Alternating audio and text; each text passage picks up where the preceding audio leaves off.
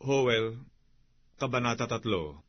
Sapagkat, narito, sa mga kaarawang yaon, at sa panahong yaon, pagka aking ibabalik ang mga bihag sa Huda at Jerusalem, aking pipisanin ang lahat na bansa, at aking ibababa sila sa libis ni Josaphat, at ako'y makikipagtanggol sa kanila roon dahil sa aking bayan, at dahil sa aking manang Israel, na kanilang pinangalat sa mga bansa, at binahagi ang aking lupain, at kanilang pinagsapalaran ang aking bayan, at kanilang ibinigay ang isang batang lalaki dahil sa isang patutot, at ipinagbili ang isang batang babae dahil sa alak, upang sila'y mga kainom.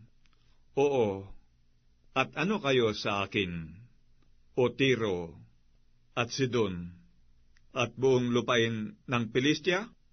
Gagantihin ba ninyo ako? At kung ako'y inyong gantihin, maliksi at madali na aking ibabalik ang inyong kagantihan sa inyong sariling ulo. Yamang inyong kinuha ang aking pilak at aking ginto, at inyong dinala sa inyong mga templo ang aking mainam at maligayang mga bagay, at ipinagbili ang mga anak ng Huda at ang mga anak ng Jerusalem ay inyong ipinagbili sa mga anak ng mga taga-Gresya, upang inyong mailayo sa kanilang hangganan. Narito, aking pasisiglahin sila sa dako na inyong pinagbilhan sa kanila, at aking ibabalik ang inyong kagantihan sa inyong sariling ulo, at aking ipagbibili ang inyong mga anak na lalaki at babae sa kamay ng mga anak ni Huda, at ipagbili nila sila sa mga tao sa Seba, sa isang bansang malayo, sapagkat sinalita ng Panginoon.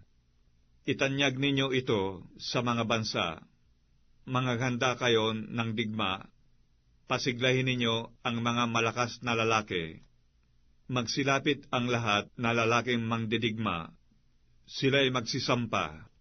Gawin ninyong mga tabak ang inyong mga sudsod, at mga sibat ang inyong mga karit. Magsabi ang mahina, ako'y malakas. Mangagmadali kayo, at magsiparito kayong lahat na bansa sa palibot, at magpipisan kayo. Inyong pababain doon ang inyong mga makapangyarihan, O Panginoon. Magpakasigla ang mga bansa, at magsisampa sa libis ni Josaphat, sapagkat dooy uupo ako upang hatulan ang lahat na bansa sa palibot. Gamitin ninyo ang karit, sapagkat ang aanihin ay hinog na. Kayo'y magsiparito at magsiyapak, sapagkat ang aalisan ng alak ay puno, ang kamalig ng alak ay inaapawan, sapagkat ang kanilang kasamaan ay malaki.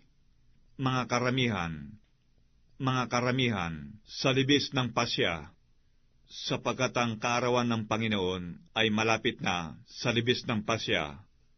Ang araw at ang buwan ay nagdidilim, at pinipigil ng mga bituin ang kanilang kislap, at ang Panginooy aangal mula sa Sion, at palalakasin ang kanyang tinig mula sa Jerusalem, at ang langit at ang lupa ay mga yayanig.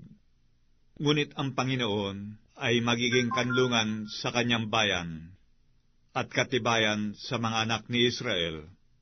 Sa gayoy inyong malalaman na ako ang Panginoon ninyong Diyos, na tumatahan sa Sion, na aking banal na bundok. Kung magkagayoy, magiging banal ang Jerusalem, at hindi na daraan pa sa kanya ang mga taga-ibang lupa.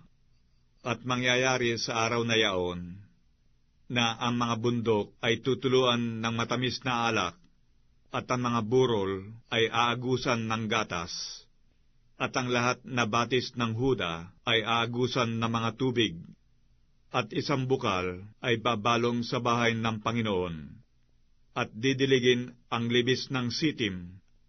Ang Ehipto ay masisira, at ang Edom ay magiging ilang na sira, dahil sa karahasang ginawa sa mga anak ni Huda.